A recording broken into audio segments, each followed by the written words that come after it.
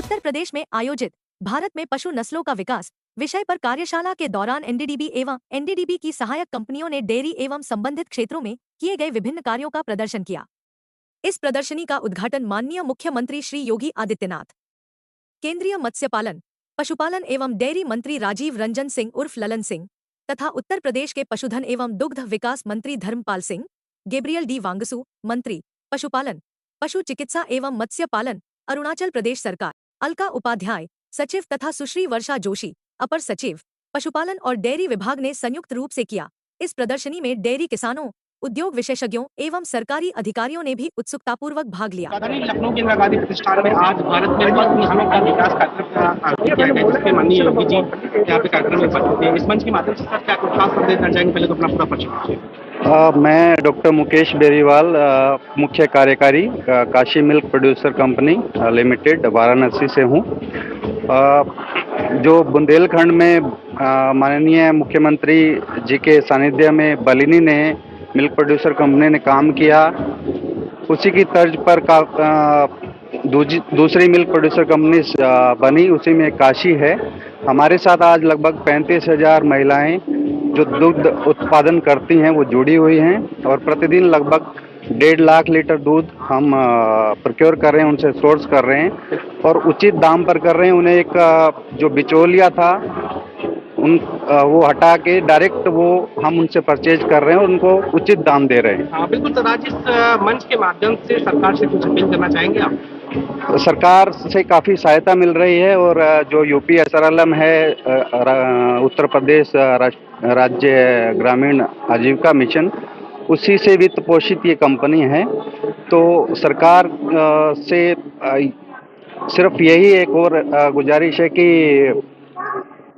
जो वाराणसी में प्लांट है गोबर गैस का, मृदा का, उस वैसा प्लांट बाकी मिल्क प्रोड्यूसर कंपनीज के जो एरिया हैं, जैसे अयोध्या में भी है, रायबरेली है, बरेली है, झांसी है, बुंदेलखंड है, वहाँ भी लगे तो वहाँ के जो हमारे उत्पादक बहनें हैं, दीदियाँ हैं, उनको भी अपना गोबर बेचने में पशुओं का मदद मिलेगी। बिल्कुल सर, आज इस मंच के माध्यम से अपनी संस्था के बारे में देश और समाज से क्या संदेश देना चाहेंगे? संदेश यही है कि जो भी राज्य की और राष्ट्रीय स्तर की योजनाएं हैं, परियोजनाएं हैं, उनका ज़्यादा से ज़्यादा जनता को लाभ उठाना चाहिए, आगे बढ़कर उसमें हिस्सा लेना चाहिए, नहीं तो वो धरातल तक नहीं पहुंचती हैं। और उसमें ही हम एक बीच में कड़ी का काम कर रहे हैं, जो राज्य सरकार की यूपी एसआरएलएम की जो जिसके सानिध्य से वित्त पोषित ये कंपनी है, और एनडीएस जो national dairy development board dairy services की तकनीकी सहायता से ये काम कर रहा है।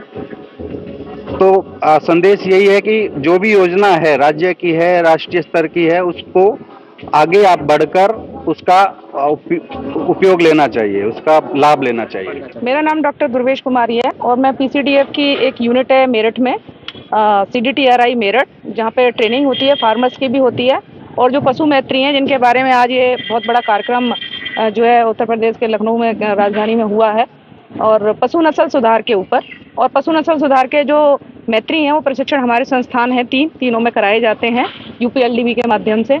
और हमारा भी यही, किसानों तक भी हमारा यही एक प्रयास रहता है कि किसान के पास जो एक निम्न स्तर का जो पशु है उसको हमें अच्छी प्रजाति से कैसे लेनी है, तो वो एक मात्र जो तकनीकी है वो कृत्रिम गर्भाधान है, और कृत्रिम गर्भाधान से ही पशुओं के जो नस्ल का सुधार का कार्यक्रम है वो यूपीएलडीबी के माध्यम से पूरे प्रदेश में कराया जा रहा है, और इसमें हमारे पीसीडीएफ की पूरी सहभागिता रहती है प्रशिक्षण केंद्रों के माध्यम से।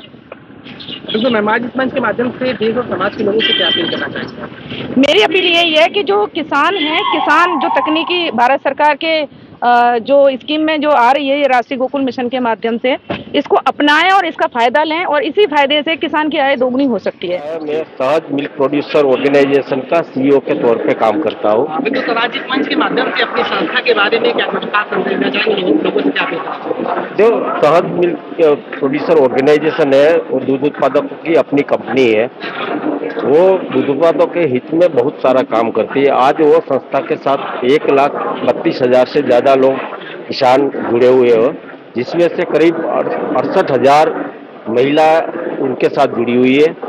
और ताजुब की बात यह है कि इस साल जो लखपति दीदी कार्यक्रम जो बात करते हैं हम लोग कितने लखपति दीदी बनाए हैं, तो सहज ने इस साल करीब 12,000 लखपति दीदी बनाए हैं।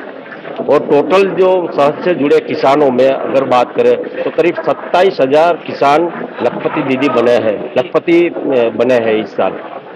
सहज दूध लेने के अलावा जो 19 जनपद में काम करती है, वो जनपद में कृत्रिम बीजदान की सेवा भी देती है। तो नस्ल सुधार का काम सहज सबसे ज्यादा करती है।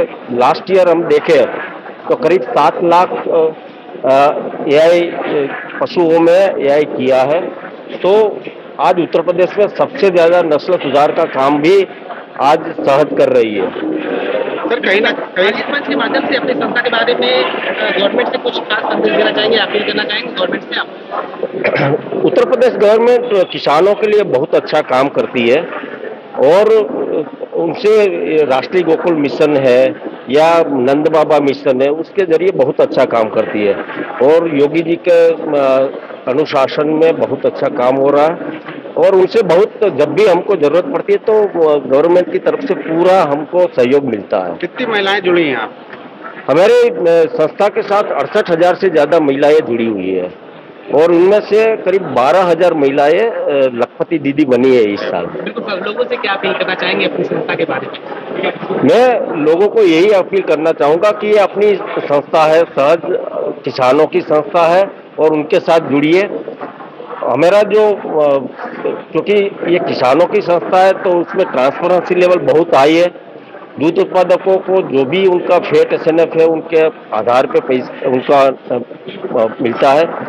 लास्ट ईयर हमने 10 करोड़ 16 लाख रुपया हमने किसानों को प्रॉफिट के तौर पे दिया है, बोनस के तौर पे।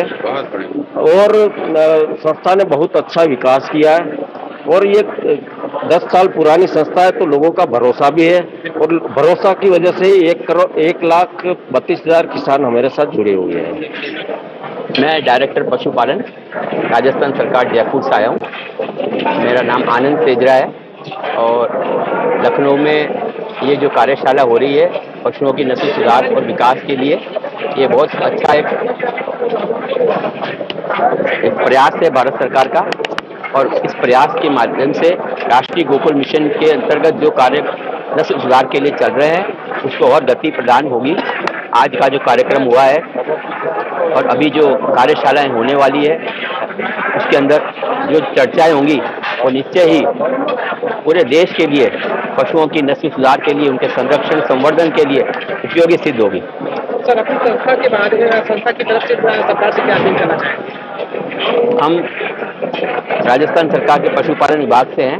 हम चाहते हैं कि राजस्थान के अंदर जो देसी नस्ल की गायें हैं उनके विकास के लिए और राशि प्राप्त हो और कृत्रिम गर्भाधान और सेक्स ऑपरेट सीमेन को बल मिले, इसलिए और अधिक प्रयास सरकार की तरफ से हो, ये हमारी अपेक्षा है। बिल्कुल सर, आज इस मंच के माध्यम से राजस्थान सरकार की पूरे देश भर की जनता से क्या अपील करना चाहेंगे संस्था की तरफ से? हम यही चाहेंगे कि नस्ल सुधार हो, पशुपालकों का विकास हो, उनकी आय में वृद्धि हो और साथ साथ स्वास्थ्य के लिए भी जरूरी है। जैसे आज चर्चा में आया था कि पूरा देश फुट एंड माउथ डिसीज से मुक्त हो, जिससे कि दूध उत्पादन जो हो रहा है उसका निर्यात हो सके दूसरे देशों में। जब दूध यहाँ से भेजा जाएगा तो अच्छी आय होगी और पशुपालक की। बिल्कुल सर, एक बार अपना पूरा परिचय दीजिए संस्था के बारे में। मैं डायरेक्टर पशुपालन राजस्थान सरकार डॉक्टर आनंद सेजरा यहाँ लखनऊ में इस कार्यशाला में आया। भारत के माननीय पशुपालन मंत्री डेयरी एवं दुग्ध विकास माननीय राजीव रंजन जी और उनकी पूरी भारत सरकार की टीम यहाँ लखनऊ में आई थी। आज पशुओं के नस्ल सुधार के संबंध में पूरे दिन भर की एक पूरी राष्ट्रीय कार्यशाला का आयोजन किया जा रहा है, जिसमें मुख्य अतिथि पूज्य योगी आदित्यनाथ जी माननीय मुख्यमंत्री उत्तर प्रदेश सरकार रहे, पशुपालन मंत्री उत्तर प्रदेश सरकार थे और चीफ सेक्रेटरी भी थे और पूरे देश भर के पशुपालन से जुड़े हुए विश्वविद्यालय के कुलपति, वैज्ञानिकगण एवं किसान पशुपालक डेयरी से जुड़े हुए लोग यहाँ उपस्थित हैं। और आज जो बहुत ही उत्तर प्रदेश का बड़ा सौभाग्य है कि हम पशुओं का नस्ल संवर्धन कैसे कर सकते हैं। जो गाय आज हमारी भैंस 4 लीटर दूध दे रही है उसको हम 10 लीटर 8 लीटर पर आने दूसरी तीसरी पीढ़ी को कैसे ले जा सकते हैं।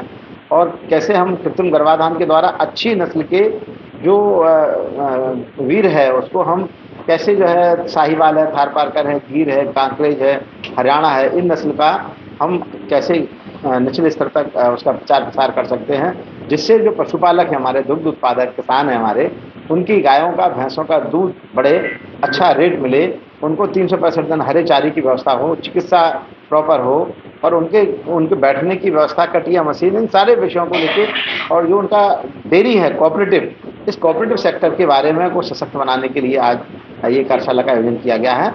और इसके माध्यम से निश्चित रूप से उत्तर प्रदेश में एक नया आयाम मिलेगा और प्रदेश में उत्तर प्रदेश गौ सेवा आयोग को जो पूज्य महाराज जी ने जिम्मेदारी सौंपी है हम लोगों को, वो ये है कि सभी जो 12,58,000 गौवंश जो निराश्रित गौवंश आश्रय स्थल में संरक्षित है, जिनकी गौ आश्रय स्थलों की संख्या 7,716 है, उनको हम एक तरफ नस्ल संवर्धन का भी केंद्र बनाएंगे और दूसरी तरफ हम उनके माध्यम से आसपास के किसानों को गौ आधारित प्राकृतिक खेती का प्रशिक्षण देकर और किसानों को गौ आधारित प्राकृतिक खेती कराने के लिए माननीय मुख्यमंत्री जी ने हम लोगों को निर्देश दिए। आज उन्होंने भरे मन से कहा कि उत्तर प्रदेश गौ सेवा आयोग सभी स्थानों पर किसानों को गौ आधारित खेती से जोड़ेगा, क्योंकि जब केमिकल फ्री भोजन मिलेगा तो आने वाले बच्चों का जीवन स्वस्थ रहेगा। आज बढ़ता हुआ कैंसर, डायबिटीज, ब्लड प्रेशर, बढ़ती हुई बीमारियां, खेती की बढ़ती लागत, पानी का संकट, जब केमिकल खेतों में डालते हैं और वर्षा होती है तो बरसात के साथ में वो केमिकल बहते हुए नदियों में जा रहे हैं, तो नदियों भी प्रदूषित हो रही। इन सबको कोई बचा सकता है तो वो पशुपालन ही बचा सकता है और किसानों की आय बढ़ाने का कोई सरलतम उपाय है वो हमारा पशुपालन है कि एक तरफ दूध से भी पैसा कमाइए, दूसरी तरफ मूत्र गोबर से बायोगैस चलाइए, बायोगैस से गैस भी मिलेगी। हमारे कितना अच्छा एक महिला ने कहा कि मैं बायोगैस चला रही हूँ और हमारा साल में 300 कुंतल हमारा खाद बना गोबर गैस की स्लरी से। तो हमारा पशु से जुड़ा हुआ जीवन है सब किसानों का। खेती, किसानी, पशुपालन, ये सब चीज़ें एक दूसरे के पूरक हैं और यदि किसान को समृद्ध होना है तो खेती और पशुपालन और बागवानी के द्वारा ही वो समृद्ध हो सकता है। इसमें सबसे बड़ी भूमिका पशुपालन की। सर, हमारा सवाल ये, जैसा कि आजकल सड़कों पर, खेतों में बहुत सारे जानवर आ जाते हैं, बहुत सारे नुकसान होता है किसानों को लेकर, सड़क पे वाहनों को नुकसान होता है, आदमियों की जान को जोखिम आती है। सरकार से क्या अपील करना चाहेंगे इस मंच के माध्यम से? देखिए, चूँकि मैं स्वयं उत्तर प्रदेश गौ सेवा आयोग का अध्यक्ष हूँ, ये मेरी जिम्मेदारी है। हमको ये जिम्मेदारी सौंपी है माननीय मुख्यमंत्री जी ने कि प्रदेश में गौवंश जो है रोड पर छुट्टा ना घूमे और छुट्टा घूमने वाला गौवंश को सरकार के द्वारा जो 7,716 स्थान पर गौ संरक्षण केंद्र बने हैं उनको वहाँ जाना है। और तीसरा काम है कि जब वहाँ गया तो 1 महीना, 2 महीना, 3 महीने बाद वो गौवंश को के अंदर उस गौवंश को किसानों को फिर देना और एक गाय पर किसान को 1,500 रुपये, एक गाय पर 4 गाय दी जा सकती है, 6,000 उनको देना है। तो आज पूरे प्रदेश में गौवंश का संरक्षण का काम हो रहा है। इसके पूर्ववर्ती 2017 के पहले पूज्य योगी आदित्यनाथ जी की सरकार के पहले जो गौवंश तस्करी होता था, कत्ल खाने जाता था, वो काम अब बंद हो गया है। तो माननीय मुख्यमंत्री जी का निर्देश है कि ना तो कोई गाय रोड पर न जा रहा है और किसी का एक्सीडेंट ना हो और किसी की फसल किसानों की भी बेकार ना जाए। इनके मूत्र गोबर का उपयोग हो, गौवंश का संरक्षण हो, नस्ल संवर्धन हो, हरा चारा का प्रबंधन हो, इन सारे विषयों को लेकर काम हो रहा है। प्रदेश बहुत बड़ा है, 25 करोड़ की आबादी का ये प्रदेश है। दुनिया की यदि आबादी देखोगे तो 5वें नंबर की आबादी वाला ये क्षेत्र है। यदि देशों में देखेंगे तो धीरे धीरे करके काम हो रहा है और इसके अच्छे परिणाम आ रहे हैं। राजस्थान के माध्यम से देश और समाज से क्या अपील करना चाहेंगे? हम चाहते हैं कि उत्तर प्रदेश में 25 करोड़ आबादी है। यहाँ पर जो टोटल फैमिली है वो लगभग 5 करोड़ है। किसानों की संख्या 2 करोड़ 86 लाख है। हम चाहते हैं कि हर किसान के पास कम से कम एक गाय हो। यदि हर किसान एक गाय पालेगा तो गौवंश की संख्या मात्र 1 करोड़ 90 लाख है और किसान 2 करोड़ 86 लाख हैं। तो आज हमको और गौवंश की आवश्यकता पड़ेगी। हमको 96 लाख गौवंश की और आवश्यकता होगी, तब हर किसान के पास कम से कम एक गाय होगी। तो हर किसान कम से कम एक गाय पाले, उसका 5 लीटर गौमूत्र 10 किलो गोबर से वो गौ आधारित प्राकृतिक खेती करे और बच्चों की थाली में जहर मुक्त भोजन, परिवारजनों की थाली में जहर मुक्त भोजन कोई दे सकता है तो गौवंश ही हमारा गाय, बैल, बूढ़ी गाय, बूढ़ा बैल, उसके मूत्र गोबर को खेत में लाना पड़ेगा। नहीं तो आने वाले समय में धरती हमारी, सॉइल हमारी डेड हो रही है, ऑर्गेनिक कार्बन कम हो रहा है, सूक्ष्म जीवाणु कम हो रहे हैं, देसी केंचुआ मर रहा है। तो धरती को बचाने का यदि अभियान कोई पूरा कर सकता है तो गाय ही है। तो गाय बचाने का अभियान है। धरती बचाओ, मानव बचाओ, प्रकृति बचाओ, सबको बचाने का कोई काम कर सकती तो गौ माता कर सकती है। तो हम आने वाले बच्चों को अच्छी धरती, अच्छा पानी, अच्छी हवा, अच्छा भोजन देने की व्यवस्था करने की तैयारी करें। इसके लिए गाय को पालना किसान के लिए अति आवश्यक है।